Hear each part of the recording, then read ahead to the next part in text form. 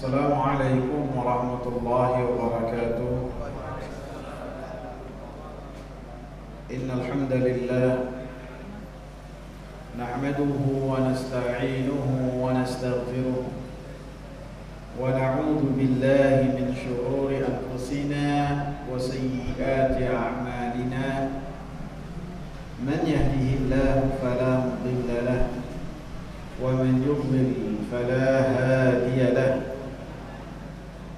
أشهد أن لا إله إلا الله وأشهد أن محمدا عبده ورسوله. يا أيها الذين آمنوا اتقوا الله حق تقاته ولا تموتن إلا وأنتم مسلمون. يا أيها الناس اتقوا ربكم الذي خلقكم من نفس واحدة وخلق منها زوجها وبث منهما رجالا كثيرا ونساء واتقوا الله الذي تساءلون به والأرحام إن الله كان عليكم رقيبا. يا أيها الذين آمنوا اتقوا الله وقولوا قولا سديدا يصلح لكم أعمالكم ويغفر لكم ذنوبكم ومن يطع الله ورسوله فقد فاز فوزا عظيما. أما بعد فإن خير الحديث كتاب الله وخير الهدى هدى محمد صلى الله عليه وسلم وشر الأمور محدثاتها وكل محدثة بدعة وكل بدعة ضلالة وكل ضلالة في النار.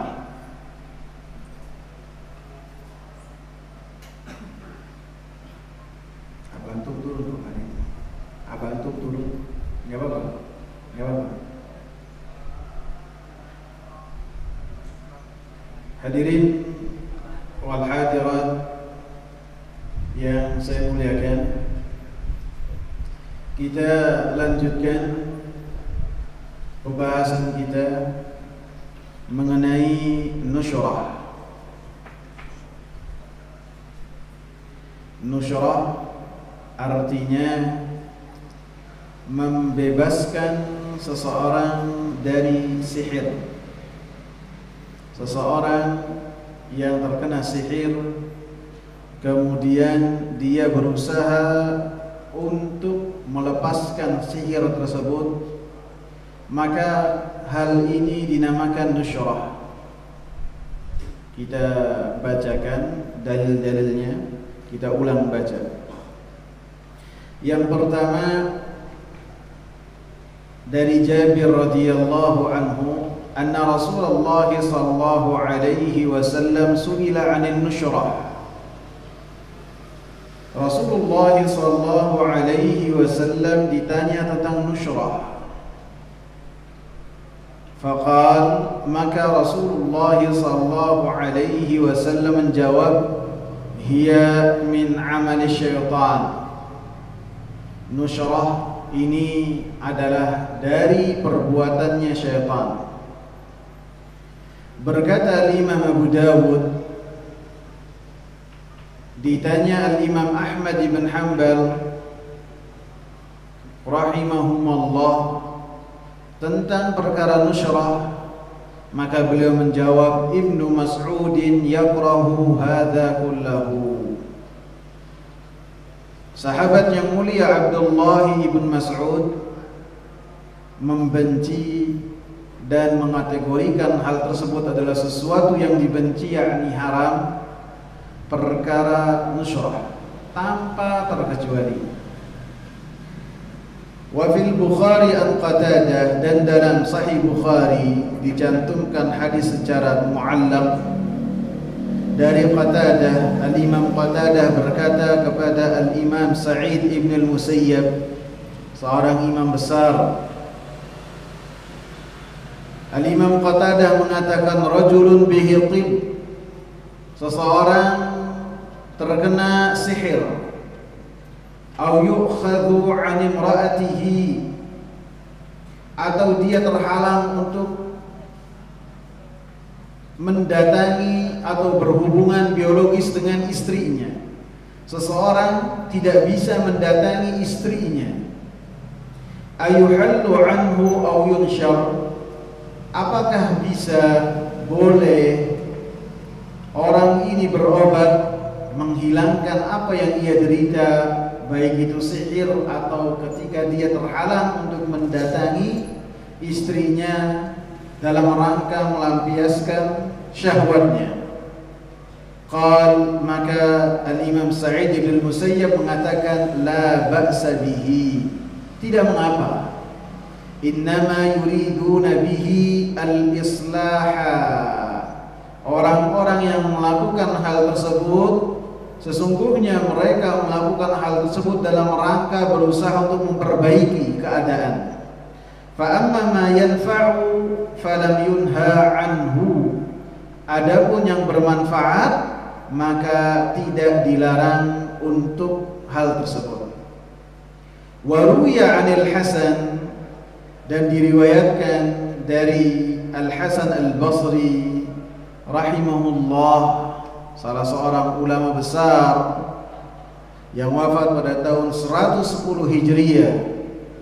Beliau mengatakan la yahullu sihra illa sahirun, tidaklah menghilangkan sihir kecuali tukang sihir, penyihir juga. Tidaklah menghilangkan sihir kecuali dukun. Qala Ibn Al-Qayyim, berkata Imam Ibn Al-Qayyim rahimahullah, ini di dalam kitab I'lamul Muwaqqi'in, an-nushratu hallu sihri 'anil mashhur. Yang namanya nushrah itu adalah menghilangkan sihir dari orang yang terkena sihir. Wahia naw'an, dan nushrah ini ada dua macam. Ahaduhuma hallu bisihrin mithlihi, menghilangkan sihir dengan sihir yang serupa. Wa huwa alladhi min 'amali syaitan, dan inilah yang dikategorikan dari perbuatan syaitan. Wa alaihi yuhmalu qaulul Hasan, dan perkataan Al-Hasan Al-Basri dibawakan terhadap jenis yang pertama. Fayataqarrabu an-nashir wal muntashiru ila syaitani bima yuhibbu fayubtilu 'amalahu 'anil mashhur, sehingga orang yang sakit dan orang yang berusaha untuk melepaskan sakitnya tersebut dengan nushrah akan kedua-duanya mendekatkan kepada syaitan dengan beribadah kepada syaitan, dengan apa yang dicintai dan diminta oleh syaitan. Kemudian syaitan akan menghilangkan sihir tersebut dari orang yang terkena sihir. Ini jenis yang pertama. Wathani, dan jenis yang kedua, an-nushratu birruqyati, menghilangkan sihir dengan ruqyah. Wa ta'awudzat, dengan meminta perlindungan kepada Allah. Wal adwiyah, dan dengan obat-obat. Wad da'awat al-mubahah, dan doa-doa. Fahadha jaiz, dan yang seperti ini adalah dibolehkan. Hadirin yang saya muliakan, di dalam matan ini sebelum kita melihat perkataan Al-Imam Ibn Al-Qayyim rahimahullah, seakan-akan ada yang berlawanan, ada kontradiksi seakan-akan, dan diurai kontradiksi tersebut oleh Al-Imam Ibn Al-Qayyim rahimahullah, sehingga kita bisa menyimpulkan bahwasanya yang namanya nushrah seperti yang telah dibawakan oleh Al-Imam Ibn Al-Qayyim rahimahullah ada dua macam. Ada yang boleh dan ada yang tidak boleh. Nushrah, saya ulangi lagi, seorang yang terkena sihir atau dia beranggapan bahwasanya dirinya terkena sihir, karena sihir adalah perkara gaib, maka tidak mungkin seseorang meyakini bahwasanya dirinya terkena sihir. Hanya terkadang memperkirakan, saya tidak biasanya melakukan hal ini kok melakukan hal ini. Sehingga dalam hadis yang berkaitan dengan Rasulullah ketika terkena sihir, yukhayyalu ilaihi, ditampakkan kepada Rasulullah sallallahu alaihi wasallam bahwasanya dirinya terkena sihir, atau seakan-akan beliau melakukan perkara yang beliau belum pernah lakukan atau belum beliau lakukan. Dan Nabi tidak mengetahui kepastian bahwasanya beliau terkena sihir kecuali setelah Jibril alaihi salam datang kepada Nabi sallallahu alaihi wasallam dan mengabarkan kepada Nabi bahwasanya dirinya terkena sihir yang dilakukan oleh seorang Yahudi yang bernama Labid ibn al-A'sam.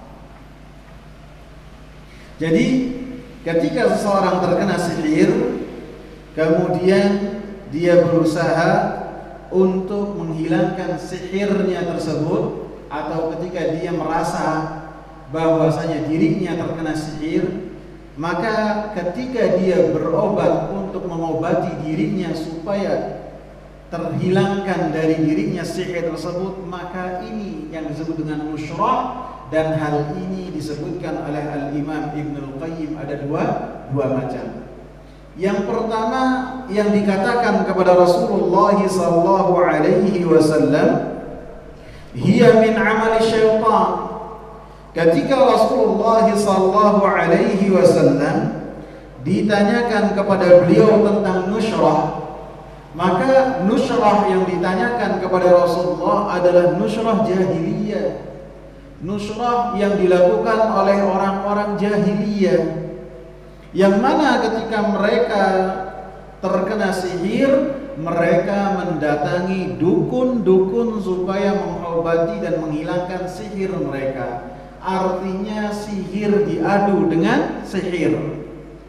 Maka ketika hal ini ditanyakan kepada Rasulullah sallallahu alaihi wasallam, maka Rasulullah sallallahu alaihi wasallam menyatakan, hiya min amali syaitan.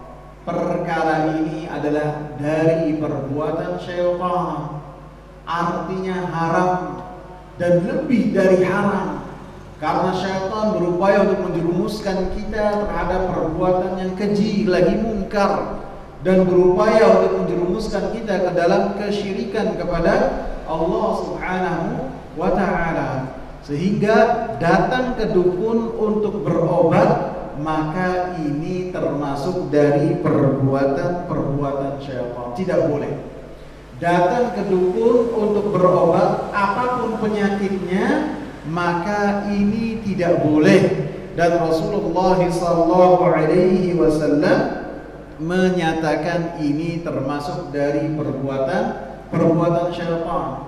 Walaupun ketika seorang terkena sihir atau merasa terkena sihir kemudian mendatangi dukun untuk mengobati penyakitnya dan apa yang dia rasa, maka ini termasuk yang dikatakan oleh Rasulullah, hiya min amali syaitan. Ini adalah dari perbuatan syaitan, lebih dari haram.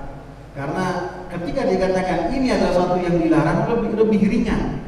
Akan tetapi ketika digambarkan oleh Rasulullah bahwasanya perbuatan ini adalah dari perbuatannya syaitan, maka ini adalah muharram wa ziyadah, haram dan lebih dari yang diharamkan. Jadi lebih dari perkara-perkara biasa. Jadi bisa menjerumuskan seseorang ke dalam kesyirikan kepada Allah Subhanahu wa ta'ala.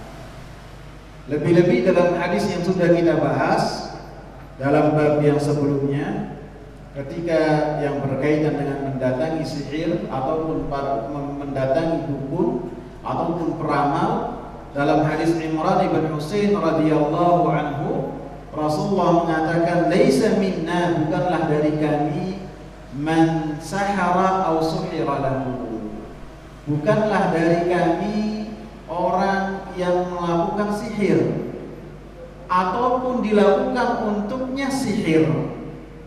Sehingga ketika seseorang datang ke dukun untuk menghilangkan sihirnya dengan sihir yang serupa, maka termasuk dari suhiralahu.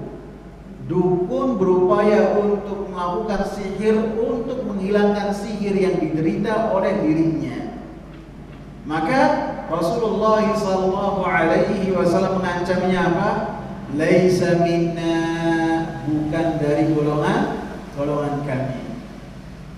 Hadis yang berikutnya yang menunjukkan tentang haramnya atau dilarangnya nusyrah yang dengan makna menghilangkan sihir dengan sihir yang serupa, bahwasanya Nabi SAW pernah ditanya tentang ruqyah, ataupun Nabi SAW telah menyatakan innar ruqa wat tamaima wat tiwalata syirkun. Sesungguhnya ruqyah yang artinya jampi-jampi yang di dalamnya ada kesyirikan kepada Allah Subhanahu wa taala, yang dilakukan oleh seorang dukun, qomat kami membaca mantra, itu ruqyah.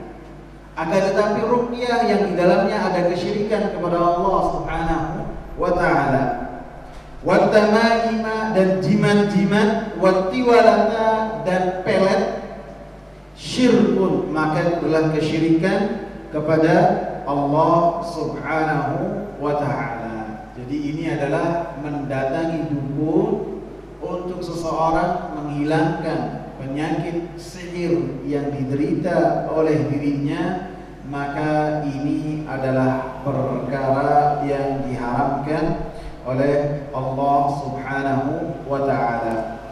Lebih-lebih banyak dari sahabat yang meriwayatkan atau menyatakan pendapatnya bahwasanya hal ini adalah termasuk yang diharamkan oleh Allah Subhanahu wa ta'ala. Yang pertama pendapatnya Abdullah bin Mas'ud yang tadi disebutkan oleh Al-Imam Ahmad ibn Hanbal. Yang kedua adalah perkataan dari Ibrahim An-Nakhai. Beliau mengatakan kanu yakrahuna ar-ruqa wat tamaima wan nusyratan, bahwasanya murid-muridnya Al-Imam Abdullah ibn Mas'ud mereka semua mengategorikan nusyrah adalah dari perkara-perkara yang diharamkan oleh Allah Subhanahu wa ta'ala. Yang ketiga perkataannya Al-Hasan Al-Basri yang tadi kita sebutkan, la yahullu sihra illa sahirun, tidaklah menghilangkan sihir kecuali dukun. Maka ini termasuk jenis yang pertama.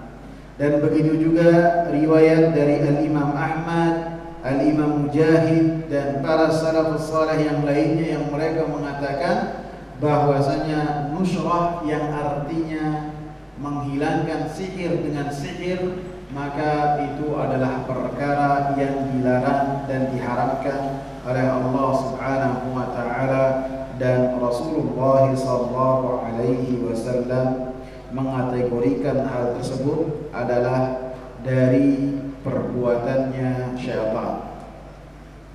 Kemudian yang kedua, ketika kita bertemu dengan perkataannya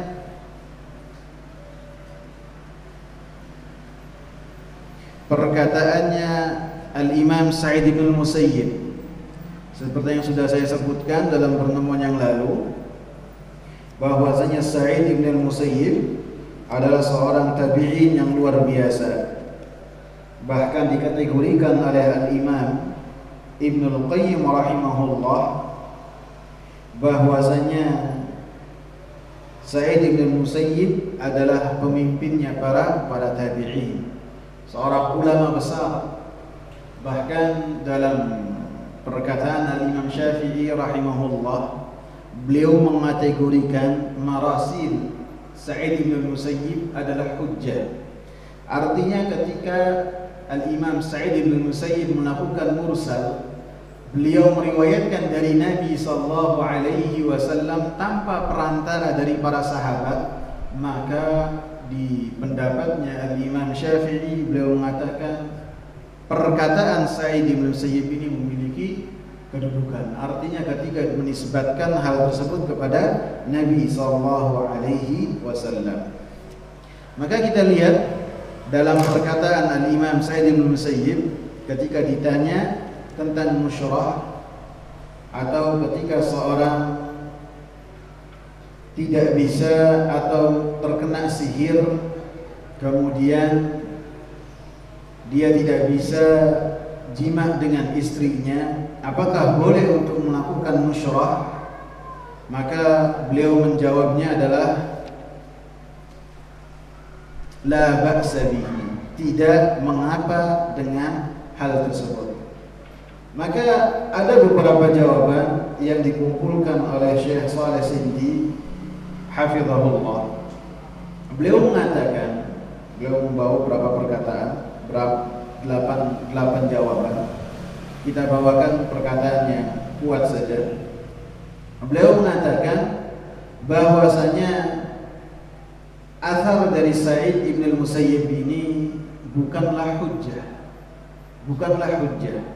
Ketika beliau mengatakan satu perkataan dan perkataannya tidak disandarkan kepada Nabi sallallahu alaihi wasallam, maka perkataan seseorang bagaimanapun ilmunya, bagaimanapun kedudukannya, maka bukanlah hujjah, bukanlah dalil.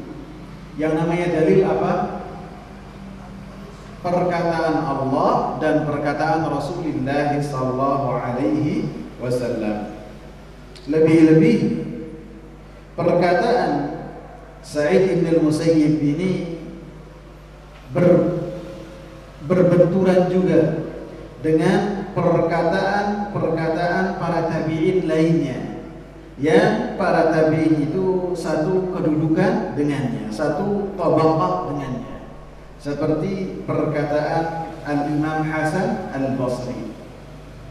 Sa'id bin al-Musayyib mengatakan bahwasanya hal ini boleh, sedangkan perkataan dari Al-Imam Hasan Al-Basri beliau mengatakan ini adalah tidak boleh. Tidaklah melakukan hal tersebut kecuali dukun. Jadi dua perkataan ini pastilah gugur. Kita harus mencari perkataan yang lain yang lebih kuat.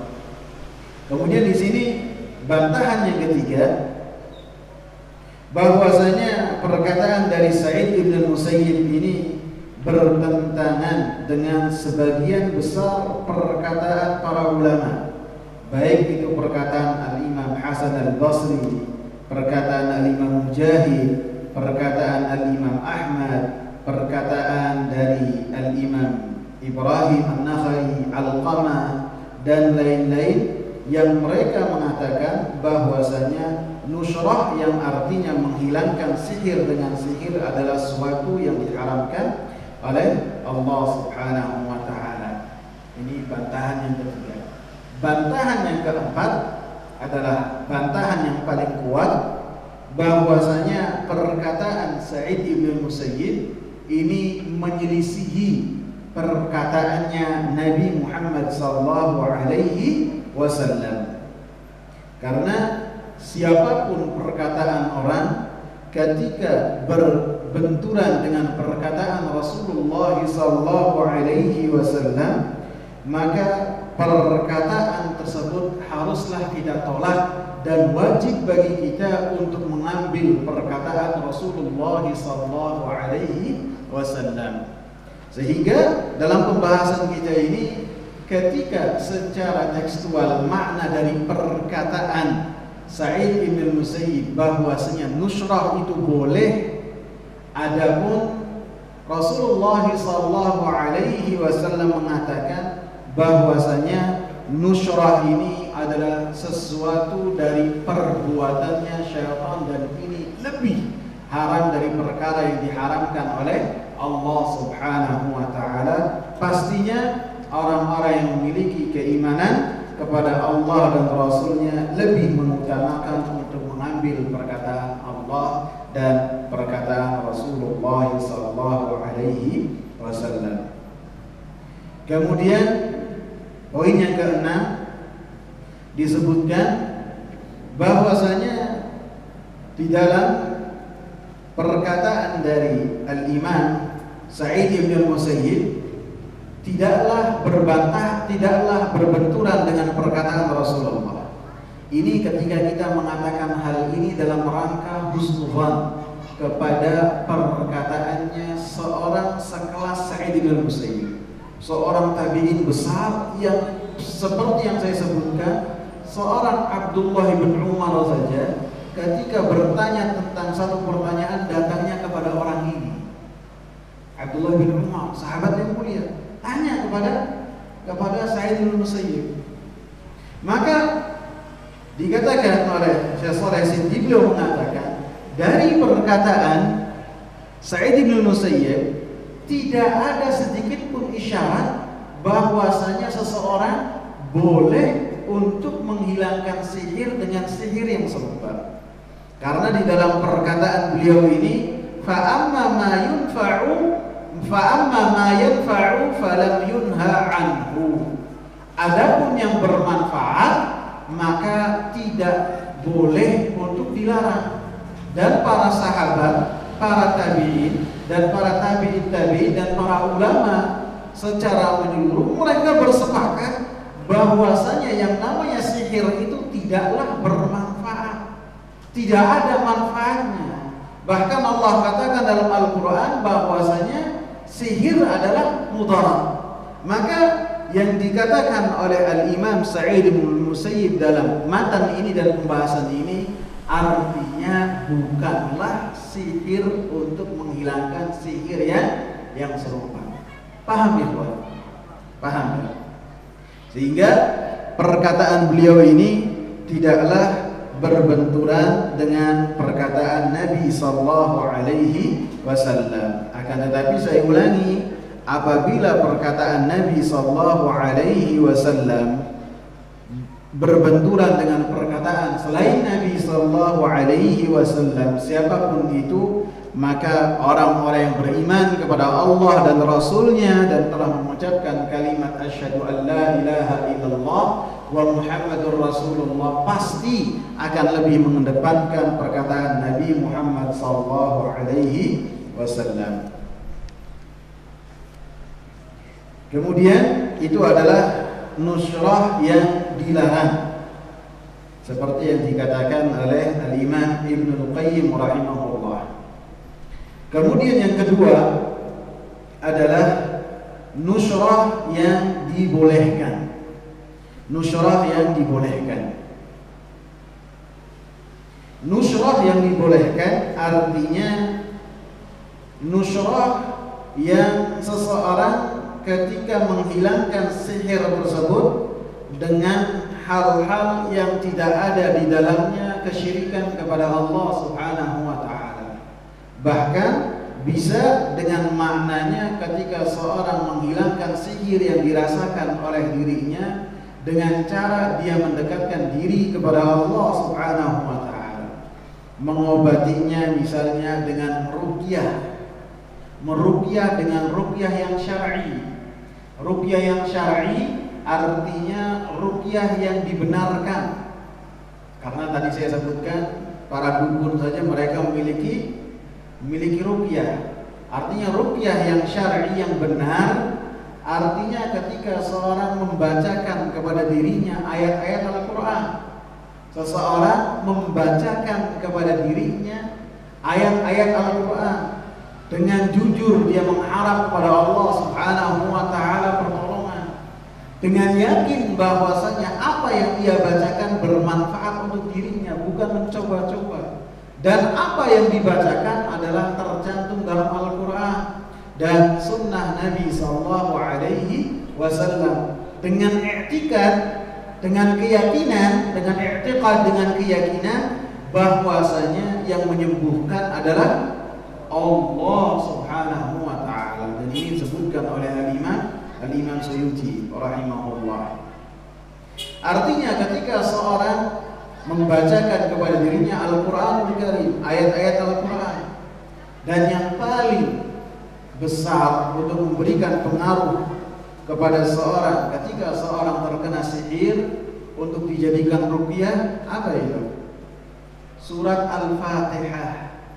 Rasulullah SAW membenarkan perbuatannya Abu Sa'id Al-Khudri ketika Abu Sa'id Al-Khudri meruqyah seorang kepala kabilah, kepala suku yang sakit, kemudian diruqyah oleh Abu Sa'id Al-Khudri dengan membaca surat Al-Fatihah sehingga orang ini langsung sehat bugar. Langsung sehat bugar. Ketika hal ini ditanyakan kepada Rasulullah SAW, maka Rasulullah SAW menanyakan kepada Abu Sa'id, akan tapi pertanyaannya yang bersifat membenarkan perbuatan Abu Sa'id. Wa ma yudrika annaha ruqyah. Siapa yang mengabari engkau bahwasanya surat Al-Fatihah adalah bisa untuk dijadikan ruqyah. Dan kita semua bisa membaca Al-Fatihah. Iya kan? Hafal semua kan? Hafal semua? Hafal semua. Jadi ketika seorang merasa terkena hal-hal yang demikian, jangan cari tukang ruqyah.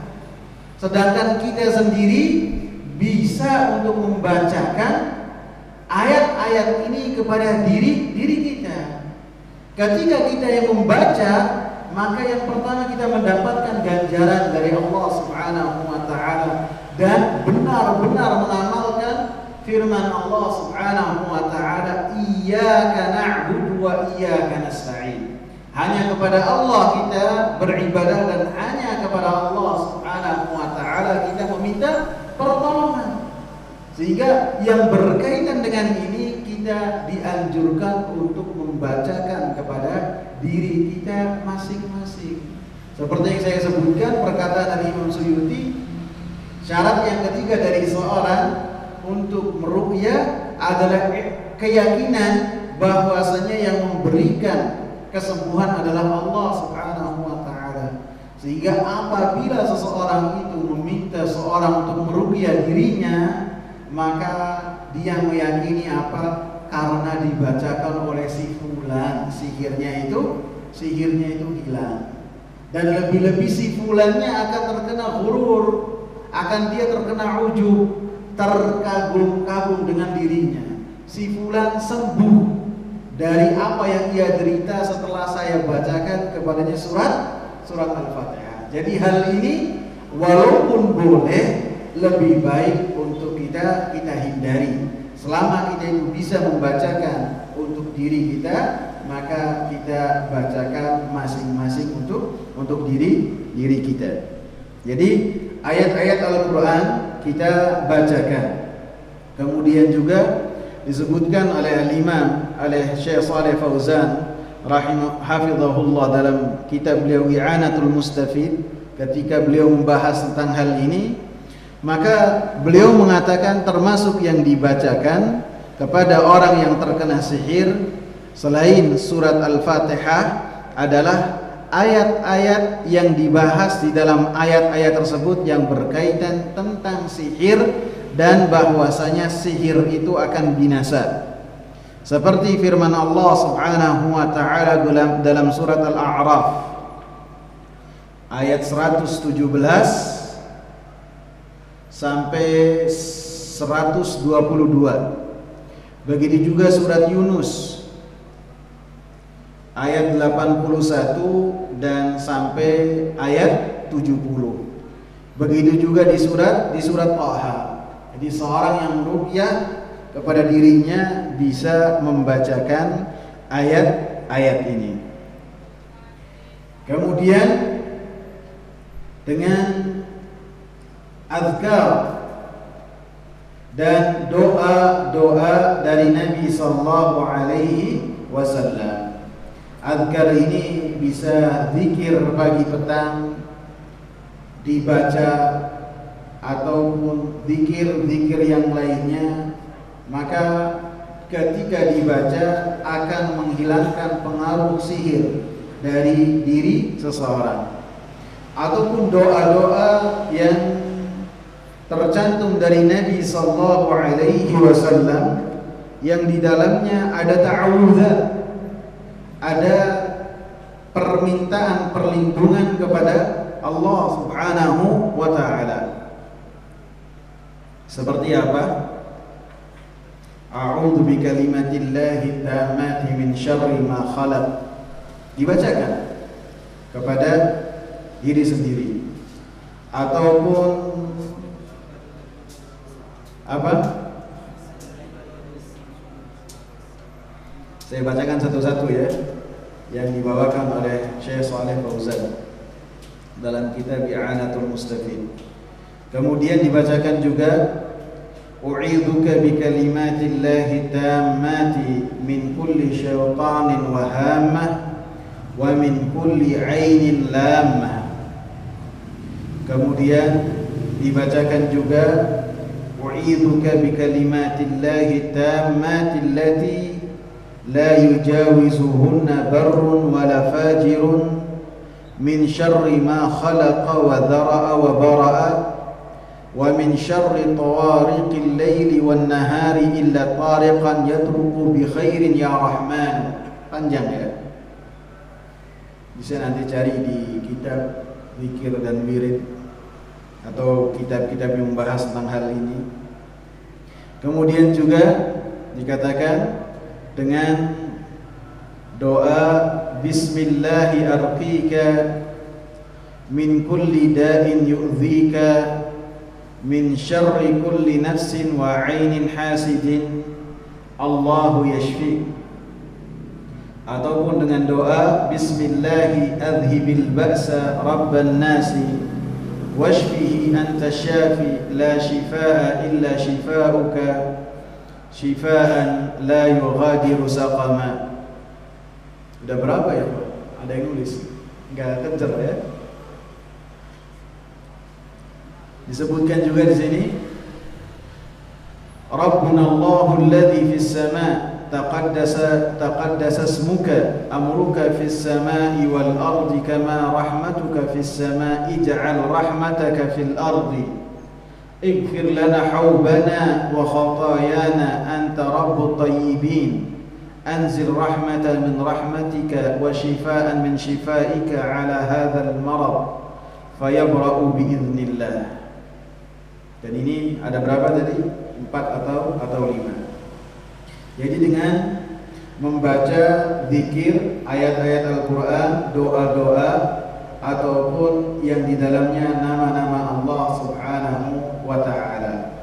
Jadi ini yang dibolehkan atau bahkan bisa yang dikatakan dianjurkan.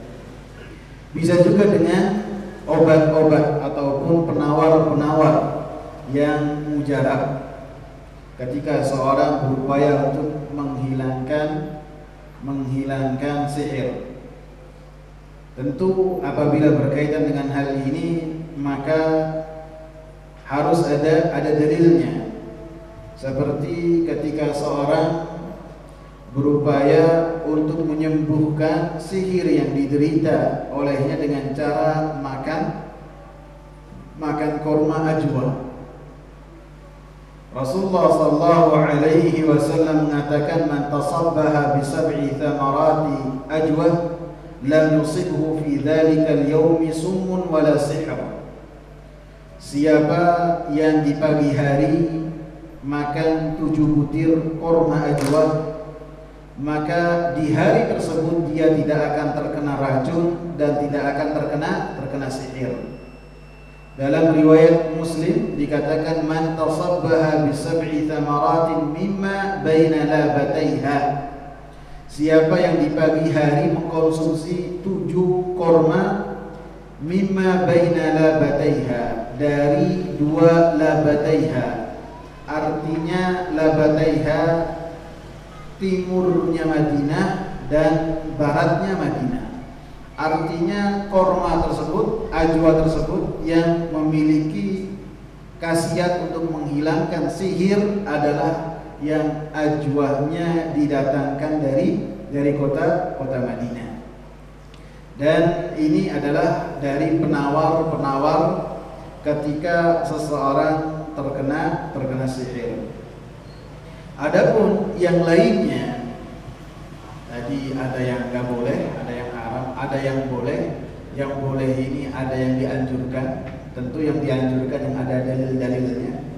Kemudian ada yang sifatnya itu dibolehkan saja, adalah hal-hal yang sifatnya mujarrabat yang telah dilakukan oleh seseorang untuk bisa menghilangkan sihir dari orang lain, tapi tanpa menggunakan dalil, dan ketika melakukan hal tersebut tanpa ada kesyirikan kepada Allah Subhanahu wa Ta'ala. Di dalam kitab ini disebutkan contohnya, di antaranya adalah ketika seseorang terkena sihir kemudian berupaya untuk menghilangkan sihirnya ini dengan cara apa? Mandi ataupun minum dengan daun bidara. Hal ini tidak ada dalilnya. Akan tetapi seseorang pernah terkena hal tersebut dan kemudian dia menghilangkan sihirnya dengan cara ini, kemudian sembuh, dan kemudian ia tuliskan dalam karya tulisnya, sehingga kemudian hal ini diterima oleh kaum muslimin. Akan tetapi tidak ada dalilnya, dan ketika seorang melakukan hal tersebut ada yang sembuh, ada yang tidak. Bisa dipahami perkara ini? Bekam menghilangkan sihir. Kalau memang menghilangkan sihir berarti termasuk jenis yang ketiga. Jenis yang ketiga. Tidak ada dalil secara spesifik bahwasanya bekam itu menghilangkan sihir, akan tetapi upaya untuk menghilangkan sihir dari hasil yang pernah dilakukan oleh seseorang dan di dalamnya tidak ada kesyirikan kepada Allah Subhanahu wa Ta'ala. Jadi boleh.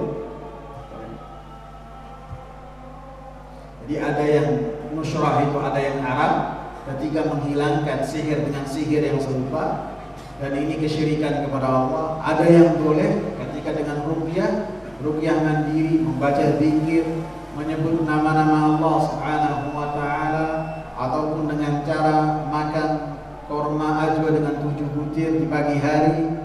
Kemudian yang dibolehkan adalah dengan melakukan hal-hal yang telah dilakukan oleh seorang yang di dalamnya tidak ada kesyirikan kepada Allah Subhanahu wa Ta'ala. Cukup ya? Cukup. Semoga bermanfaat.